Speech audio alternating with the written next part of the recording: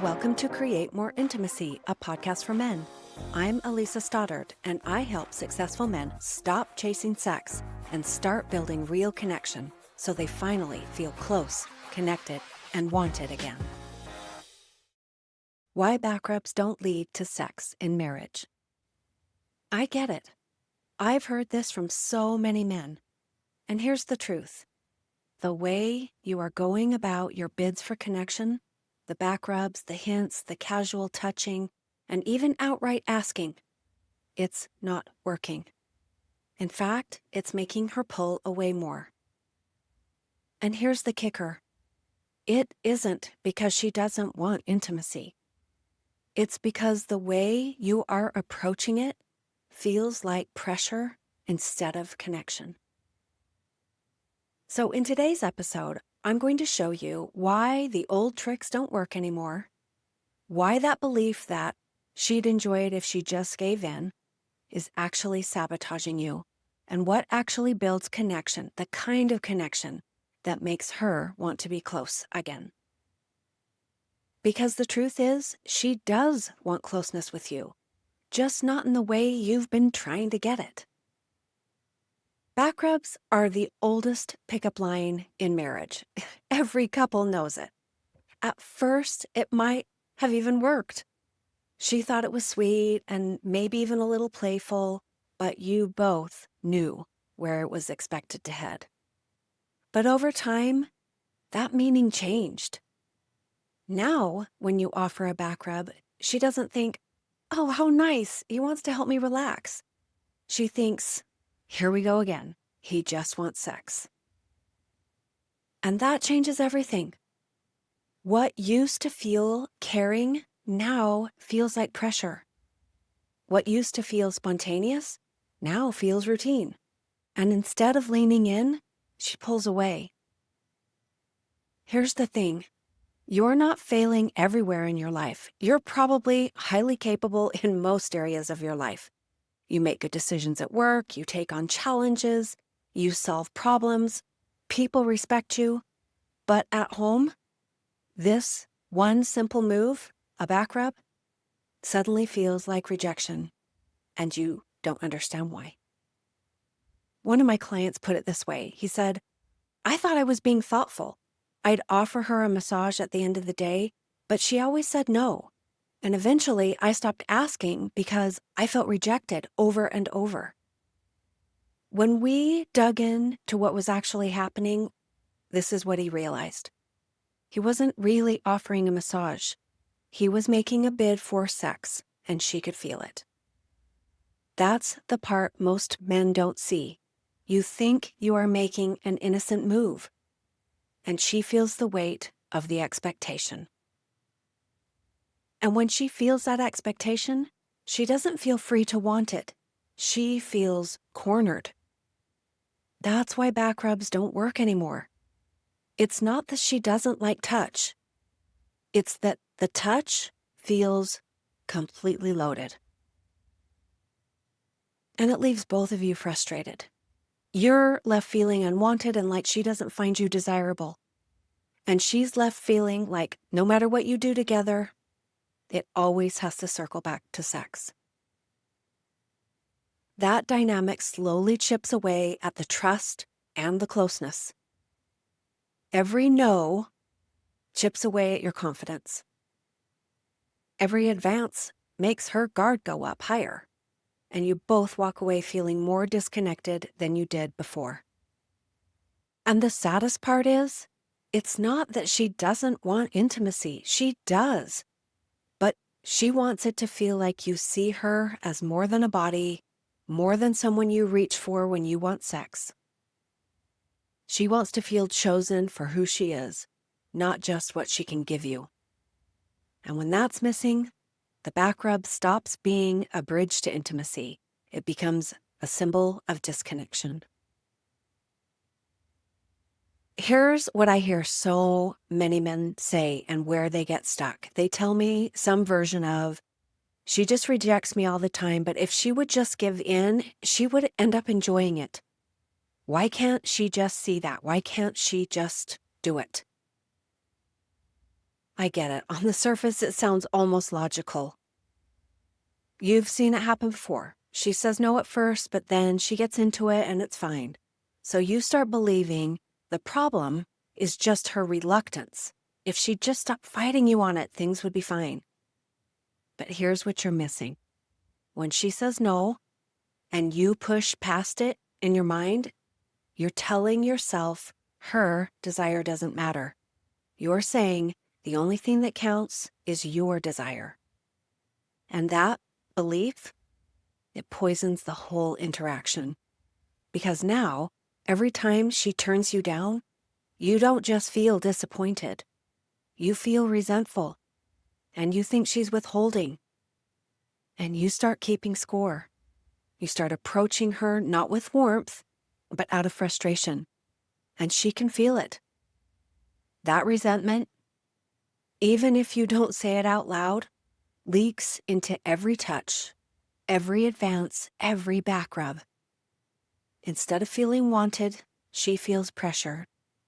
Instead of feeling safe, she feels cornered. And here's the thing. Desire does not grow in a place of pressure. It shrinks. Let's take this even further. Think about what it's really like for you when she finally gives in. In the moment, maybe you feel like you've won or you've gotten what you've wanted. But afterwards, you are left with that sickening realization that she didn't actually want it and that she just went along to appease you. And that never feels good because deep down, you know it wasn't real connection. It wasn't her choosing you. You might have heard of Mr. Global on TikTok, and I heard him say this once. Wearing somebody down so that they give in is not consent, it's surrender. And that's so powerful. Do you really want your wife to surrender just to keep the peace? Is that really what you're after? Because what that really is, when you strip it down, is proof of the disconnection in your relationship. It's not intimacy. It's not closeness. It's not her wanting you. It's her shutting herself off so you will stop asking. And here's the kicker. Every time it happens that way, that gap between you grows. For sure, you will feel short-term relief. But in the long term, that cost is huge. She trusts you less, she desires you less, and she pulls away more, and you feel emptier than before.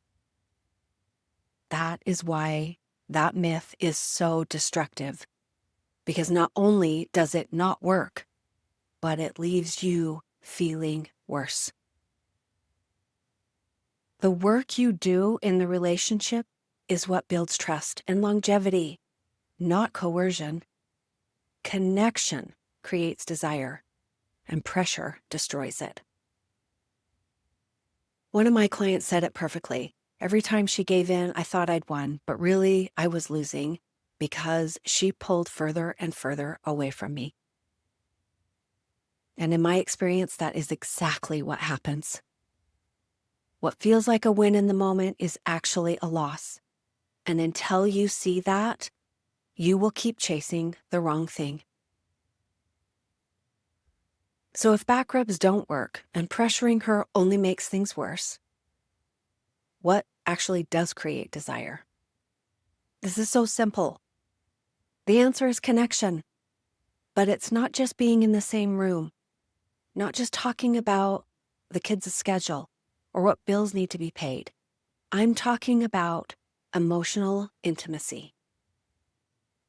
What she wants is to feel like you get her, like you care about what's going on inside of her, like she can relax around you without feeling judged or pressured or dismissed. And that is where empathy comes in.